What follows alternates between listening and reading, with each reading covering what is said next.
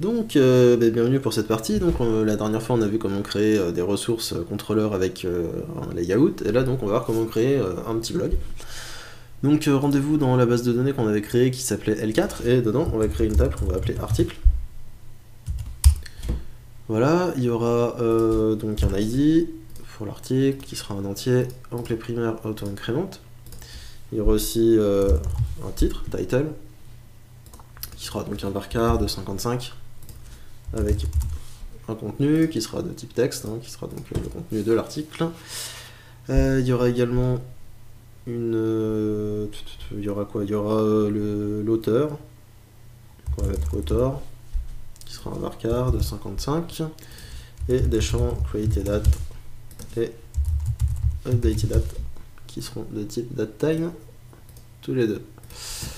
Voilà, donc on va sauvegarder la structure, on va insérer quelques entrées donc, dans cette table article.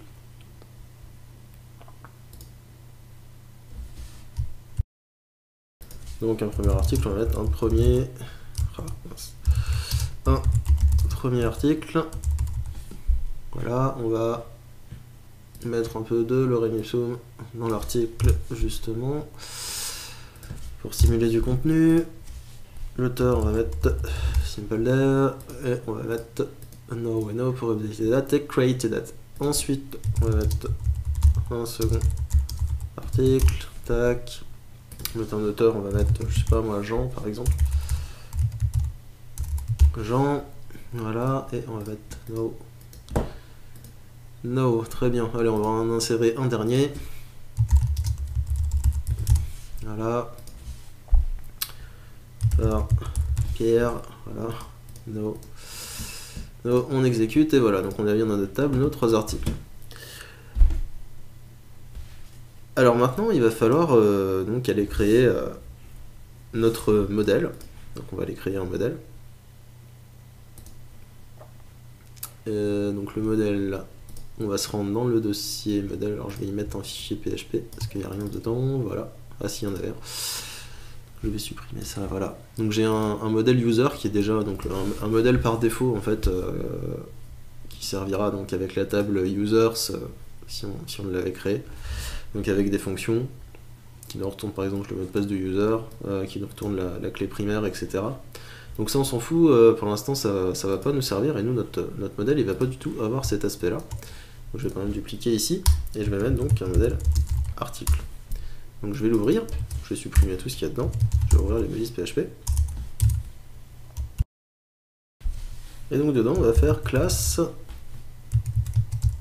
article extend Eloquent. Eloquent qui est donc la classe l'ORM qui va nous permettre donc d'utiliser l'ORM. Alors on verra après comment faire les relations, mais on va pas le voir dans cette partie-là, on le verra dans une prochaine partie. Pour l'instant, on va juste se contenter de déclarer le modèle. Donc protected table, on déclare la table. Donc la table, c'est la table article. Voilà. Et c'est tout ce qu'il y a à faire. Ah si, on peut faire une fonction dedans, par exemple, public function et get date pour avoir la date. Par exemple, la date de création de l'article. Donc retourne, et on pourra s'en servir ensuite dans la vue. Donc retourne date, day, month, year, virgule string to time, this, createDate. Voilà, et donc, comme ça on aura le champ createDate qui sera retourné directement donc avec la fonction getDate. Donc maintenant qu'on a déclaré notre modèle, qu'on a inséré nos articles dans la base, on va se rendre dans le contrôleur article. Et ici, donc, on s'en fout un petit peu de tout ça, donc on va juste mettre article égale à article 2.all. Et donc ça, article 2.all, ça nous donne tous les articles. Et donc dans notre vue, index.blade, on va donc faire @if article. On referme le if, and if, for each article as a, on referme le for each, and for each Et dedans, donc, on peut mettre donc dans un H2, par exemple, on va mettre A title, et ensuite en dessous, dans un paragraphe, P A content, qui sont donc les noms des champs.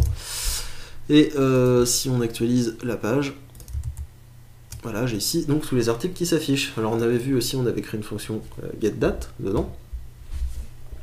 Donc on va mettre div, donc le a getDate par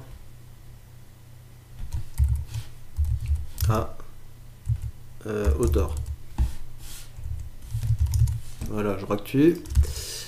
Et j'ai mis ici le 16 janvier, voilà, par SimpleDev, ici le 16 par Jean et le 16 par Pierre.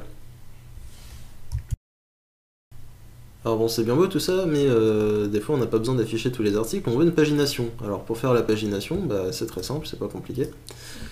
Ici vous faites article,